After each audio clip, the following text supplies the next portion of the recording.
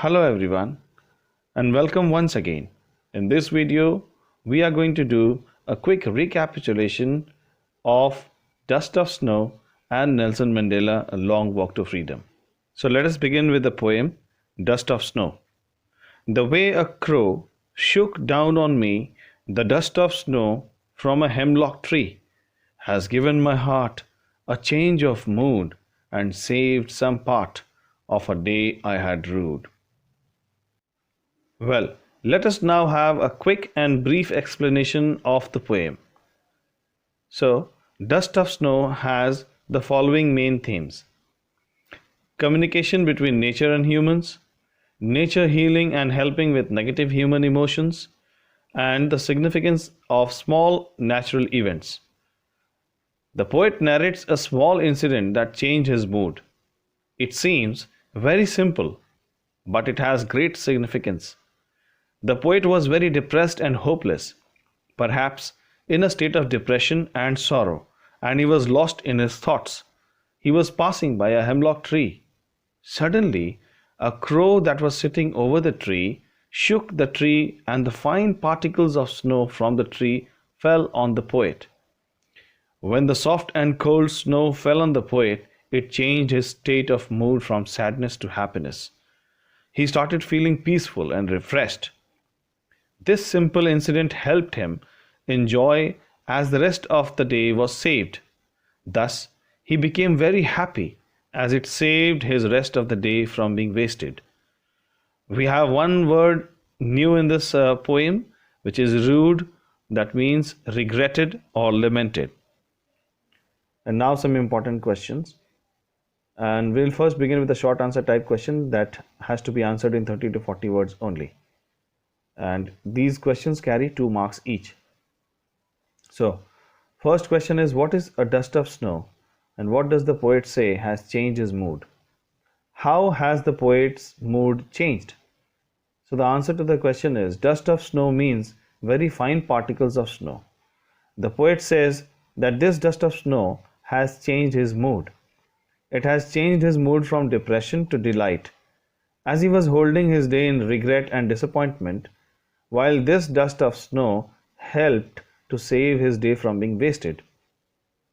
Question number 2. How does frost present nature in this poem? The following questions may help you to think of an answer. Number 1. What are the birds that are usually named in poems? Do you think a crow is often mentioned in poems? What images come to your mind when you think of a crow? So the answer is, frost has presented nature in a pretty unconventional manner. Whereas in other nature poems we find birds like nightingales, sparrows, etc. A crow can be associated with black and ominous, or perhaps indicating some evil. Next question. Again, what is a hemlock tree? Why doesn't the poet write about a more beautiful tree such as a maple or an oak or a pine? So the answer is, the poet has mentioned about a hemlock tree, which is a poisonous tree. Trees such as a maple, oak, or a pine symbolize beauty and happiness, and Frost wanted to symbolize the feelings of regret and disappointment. That is why he has used a hemlock tree. Next question. What do the crow and hemlock represent? Joy or sorrow? What does the dust of snow that the crow shakes off a hemlock tree stand for? Well, the answer is, the crow and the hemlock tree represent sorrow. The dust of snow that the crow shakes off the hemlock tree stand for joy and hope. Next question, question number 3. How does the crow change the poet's mood? Well, the answer is, when the crow shook down the dust of snow on the poet feels refreshed, and with this little incident, his rest of the day is saved from getting wasted. Question number 4. How was the poet's day before that incident? The answer is, at first the poet's day was completely ruined. But with that little occurrence, he feels so much refreshed and his rest of the day has been saved from getting wasted. And now we will begin with the recapitulation of Nelson Mandela, Long Walk to Freedom. So we'll have the quick notes of the chapter. 10th of May was a day of freedom for South Africa, and there was huge gathering of international leaders and dignitaries. Inauguration ceremony or swearing in ceremony was being held in Union Building in Pretoria, and first non-regional government took the charge. Nelson Mandela gave speech on the victory for justice, peace and human dignity. Mandela pledged to liberate his people from poverty, suffering and discrimination. A colorful show by jets and helicopters to show military's loyalty took place. Singing of two national anthems were done, the old Nkosi Sikelel by the whites and the new Diastem by the blacks. A new system that recognized the rights and freedom of all people was formed. Mandela remembered and thanked the people who sacrificed their lives for the freedom. Acknowledgement to some great freedom fighters like Oliver Tambo, Walter Sisulu, Chief Luthuli, Yusuf Dadoo and others were given. Mandela said in his speech that a country is rich because of its people and not because of the minerals. And courage is not the absence of fear but the victory over it. People should love others and not hate them due to color or religion. Love comes naturally, not by force, which is the natural goodness.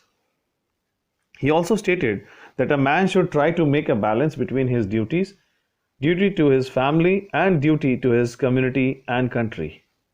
A black person was treated badly and not allowed to perform his duty. According to Mandela, freedom has many aspects, like for a kid it is to run and play. For an adult it is to fulfill the needs of his own and his family. Real freedom means equal rights for everyone. Nelson Mandela joined the African National Congress, that is ANC. He desired people to live with dignity and respect. He wanted the oppressor and the oppressed to be liberated. Patience and perseverance, guided by discipline and system, yield the desired result. And now some important questions.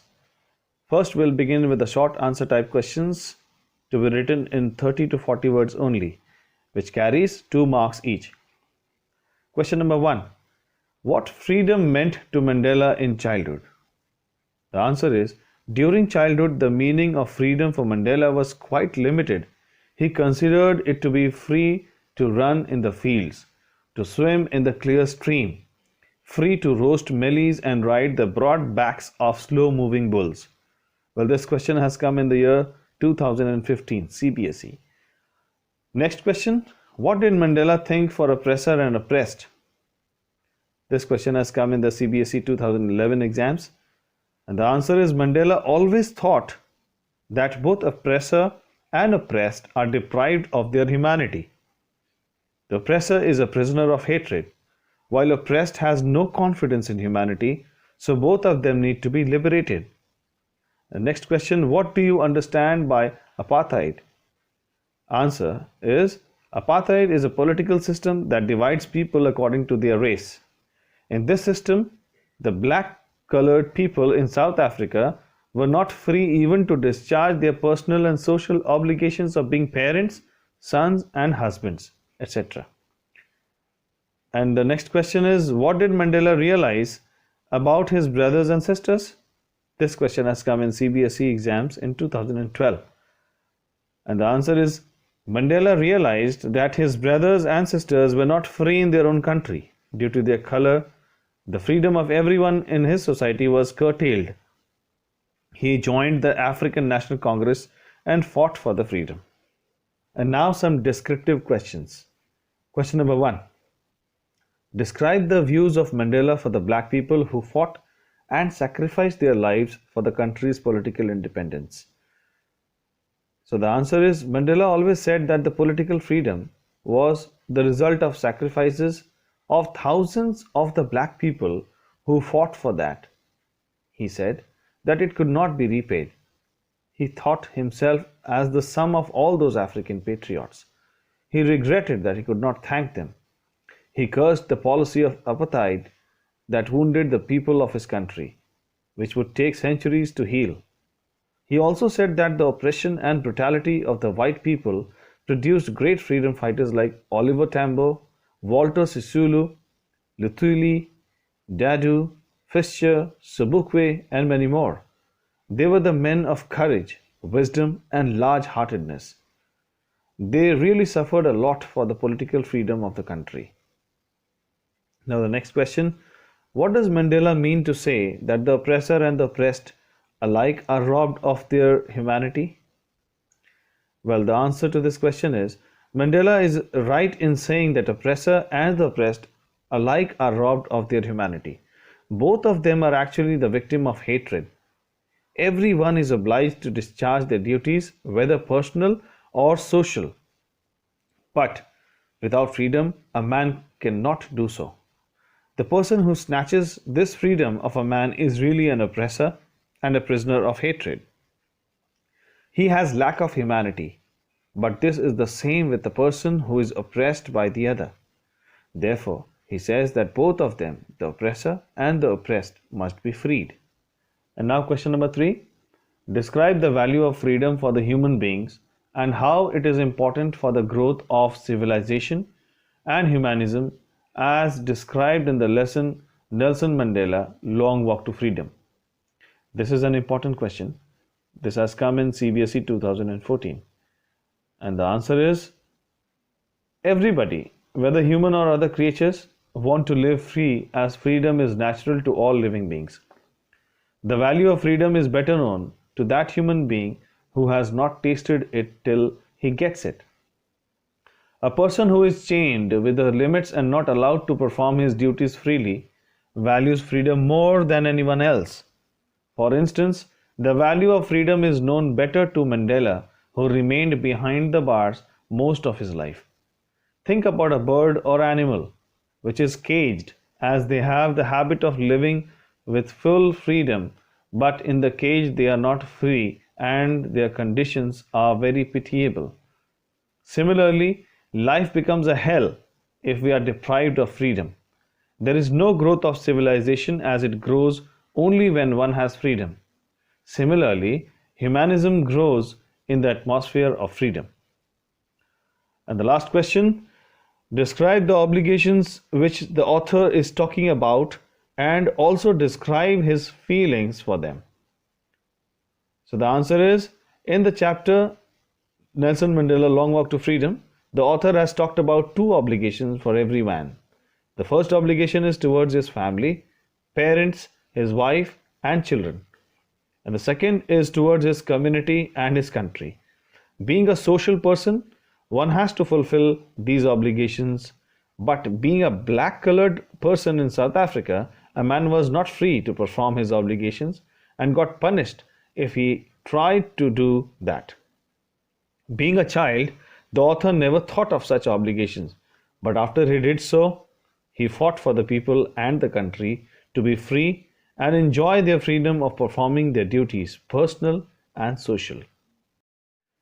So, in this video, we have done one poem, Dust of Snow by Robert Frost, and an extract taken from the autobiography of Nelson Mandela, Long Walk to Freedom. Well, that's all in this video. Thank you.